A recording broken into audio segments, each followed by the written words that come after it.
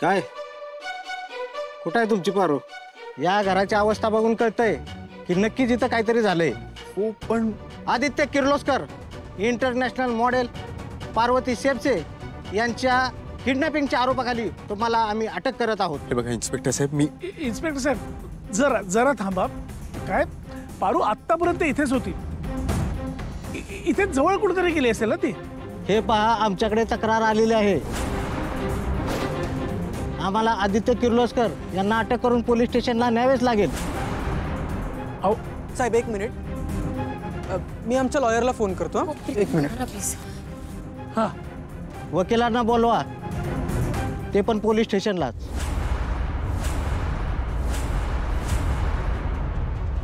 माने ताब्यात घ्या ना. चला सर ऐका ना सर. इन्स्पेक्टर साहेब अरे ऐका.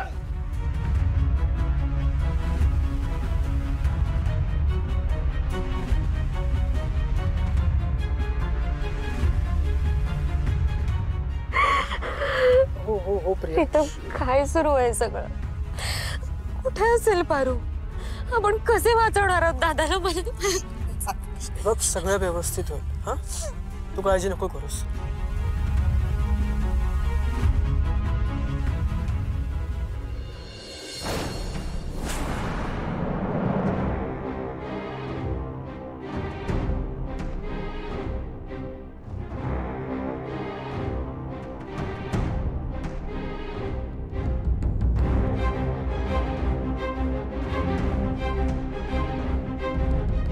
कोण आहे का?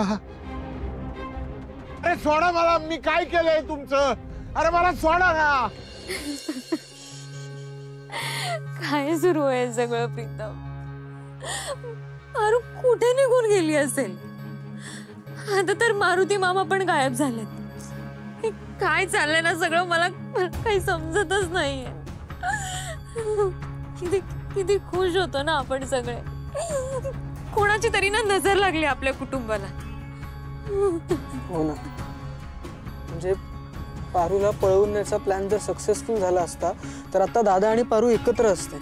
नाही नाही प्रीतम, मला ना सुरुवातीपासूनच वाटत होतं ना की काहीतरी चुकतंय, कुठेतरी आपण चुकतोय. आणि नेमकं तसंच झालं. काय?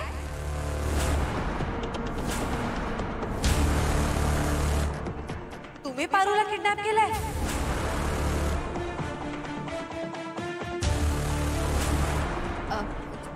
आई, ते ऍक्च्युली मी. काय चाललंय इकडे? प्रीतम मला खरं काय ते सांग. श्रीकांतनी मला फोनवर सांगितलं की पारूला किडनॅप केल्याच्या आरोपाखाली पोलिसांनी आदित्यला अटक केली आहे म्हणून. आणि आता मी इथे आल्यावर ऐकलं की तुम्ही पारूला किडनॅप केलंय. काय आहे इकडे?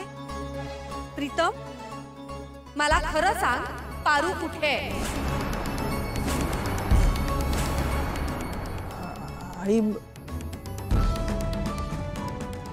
मी तुला सगळं खरं सांगतो.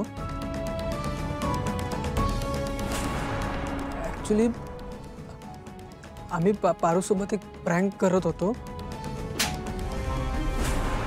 प्रीतम अक्कल आहे तुम्हाला? हे असले प्रँक करतात कोणी? आणि प्रीतम तुला काय वाटतं, तू अजूनही कॉलेजमध्ये आहेस म्हणून या तुमच्या फालतू प्रँकच्या नादात आदित्यला तिकडे जेलमध्ये बसावं लागतंय. तुमच्यापैकी कोणाला माहितीये पारू कुठे आहे ते?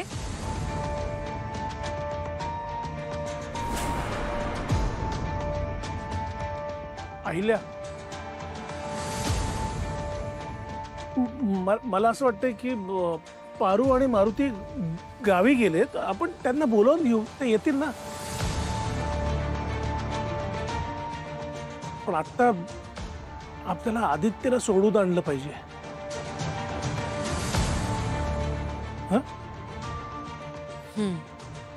बरोबर आहे.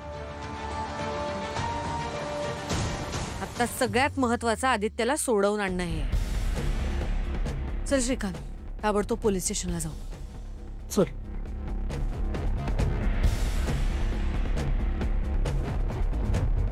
थांबा.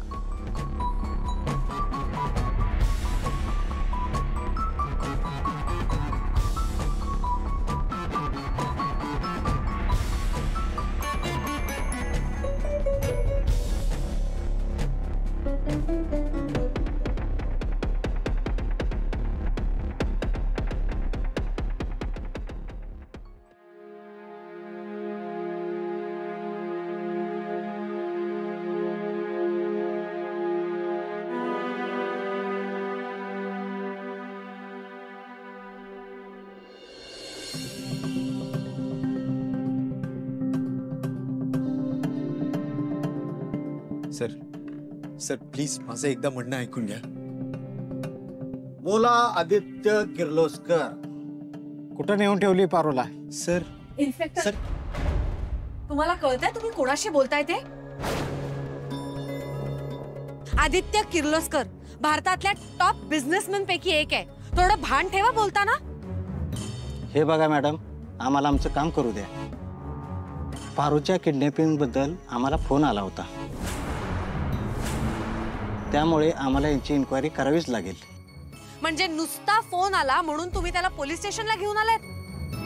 तुमच्याकडे पुरावा तरी आहे त्याच्या विरोधात? आणि कशावरून पारू मिसिंग आहे मला तुम्हालाच आठवण करून द्यायला लागतेय. पण एखादी व्यक्ती 48 तास जर मिसिंग असेल तर त्याला मिसिंग पर्सन असं म्हणतात.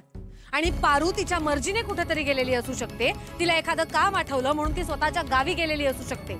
तिकडे चौकशी केलीत तुम्ही? नाही मॅडम. मग आधी तिथे चौकशी करा. चौकशी न करता माझ्या मुलाला इथे थांबवून ठेवण्याचा तुम्हाला कुठलाही अधिकार नाही. हे बघा मॅडम, पारूच्या जागी कोणतीही मुलगी असती तरी आम्ही हेच केलं असतं. आणि पारूबद्दल जर म्हणत असाल तर ती इंटरनॅशनल मॉडेल आहे, त्यामुळे आम्हाला तिची चौकशी करावीच लागेल. 48 तासाच्या आत पारू तुमच्या समोर असेल. आणि जर तसं झालं नाही तर तुम्ही त्याच्यावर कारवाई करू शकता अथवा नाही. तोपर्यंत आदित्यला एक क्षणही इथे थांबवून ठेवू शकत नाही तुम्ही. चल आदित्य, येतो आम्ही. 48 तासांनंतर भेटूया. चल.